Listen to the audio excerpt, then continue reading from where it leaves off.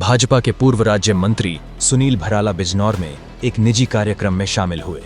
कार्यक्रम के बाद वे साहित्य विहार में मोहित शर्मा के आवास पर पहुंचे, जहां भाजपा नेताओं और कार्यकर्ताओं ने फूल माला और बुके से उनका स्वागत किया।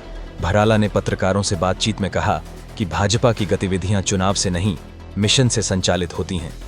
उन्होंने विपक्षी दलों पर हमला करते हुए कहा कि ये पार्टियां सिर्फ चुनाव के समय सक्रिय होती हैं। भारत पाकिस्तान तनाव के दौरान पूरा विपक्ष मौन रहा। कांग्रेस और समाजवादी पार्टी तिरंगा यात्रा तक नहीं निकाल सकीं। पूर्व मंत्री ने ऑपरेशन सिंदूर को देश का सबसे बड़ा सैन्य अभियान बताया। बिजनौर से नीरज कुमार की रिपोर्ट। देखिए, आज हमारे भारतीय जनता पार्टी के वरिष्ठ नेता और उत्तर प्रदेश सरकार में हमारे साथ स्वतंत्र प्रभार मंत्री थे और उत्तर प्रदेश के विधान परिषद के सदस्य श्री अशोक कटारिया जी के आने का मेरा कारण था और डॉक्टर आशीष जी हमारे प्रिय हैं, तो इसलिए एक मौका भी मिलने का हमारा सुनिश्चित था। आज इसी भंडारे में शामिल हुए और बिजनौर के सब कार्यकर्ताओं से, पार्टी के वरिष्ठ कार्यकर्ताओं से, नेताओं से सबसे मिला।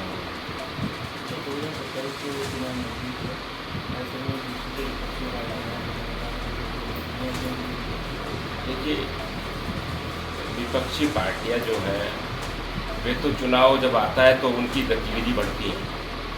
भारतीय जनता पार्टी की जो गतिविधि है वो अनवरत रहती है। चुनाव आए या ना आए, तो हमारा तो गतिविधि चुनाव संपूर्ण होने के बाद, रिजल्ट आने के बाद से ही प्रारंभ हो जाता है और अनवरत आप देखते भी होंगे, आप सब लोग उसे कवर भी करते हैं कि भारतीय जनता पार्टी का कार्यकर्ता एक ऐसा कार्यकर्ता है जैसे एक मिशनरी कार्यकर्ता के रूप में काम करता है और वो अनवरत समाज के हित में, राष्ट्र के हित में और अपने धर्म के आधार पर, उसके आधार पर वो हमेशा कार्य करता रहता है।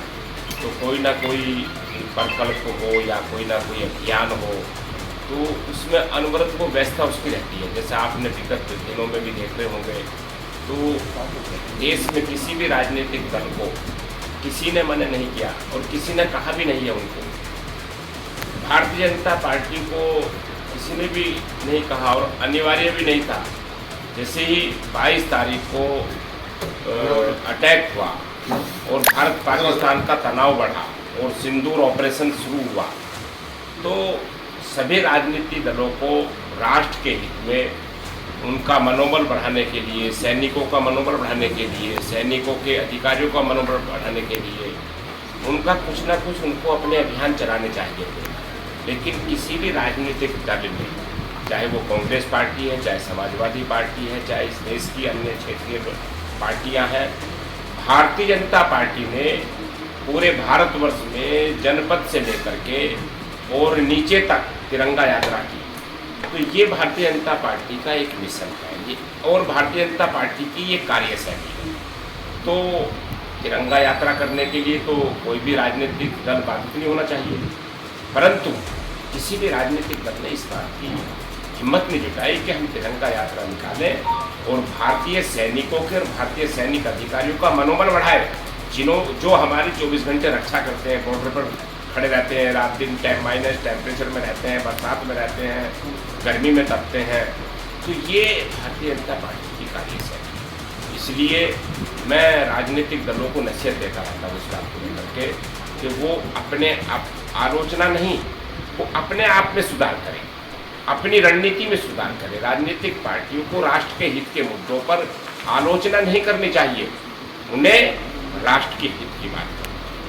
जैसा कि आपने अभी कहा कि दूसरी विपक्षी पार्टियां हैं, उन्होंने तिरंगा यात्रा से कुछ नजर नहीं आए, तो जो ऑपरेशन सिंदूर जो अभी चला था, इससे क्या विपक्षी पार्टियां कुछ नहीं है? देखिए, इसी सार के कारण से ही मैंने ये बात रखी है कि सिंदूर ऑपरेशन इस भारतवर्ष का एक बड़ा ऑपरेशन हुआ है और ये इसलिए बड़ा नहीं है। युद्ध तो पहले भी हुए, 1962 में भी हुए, 71 में भी हुए। कारगिल युद्ध हमारे श्रद्धेय अटल बिहारी वाजपेयी जी के नेतृत्व में हमारी सेना ने लड़ा और 1-1.25 साल तक लड़ा। लेकिन ये युद्ध भी हो गया हमारा और हमने अपने देश की इकोनॉमी बचाई।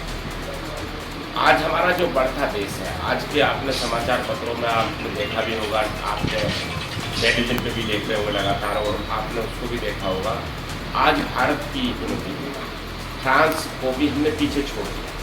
तो हमारा जो संकल्प 2047 भारत को विकसित भारत बनाने का है और भारत को आगे बढ़ाने का है, तो ये सिंदूर ऑपरेशन जो था, हमने अपने जो हमारे टूरिस्ट थे, जो भाई थे हमारे, जिनके बहनें थी, जिनका सिंदूर उजाड़ा है, उनका हमने बदला भी लिया और उनके कई सौ आतंकवादियों को मार गिराने का काम किया और उसको धरती चटाने का काम किया पाकिस्तान को।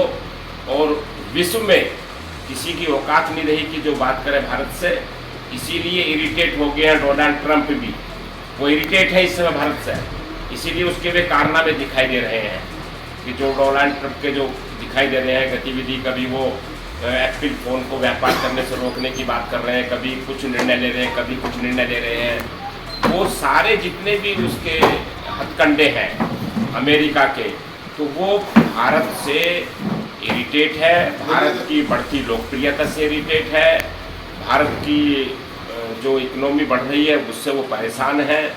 ये भारत है।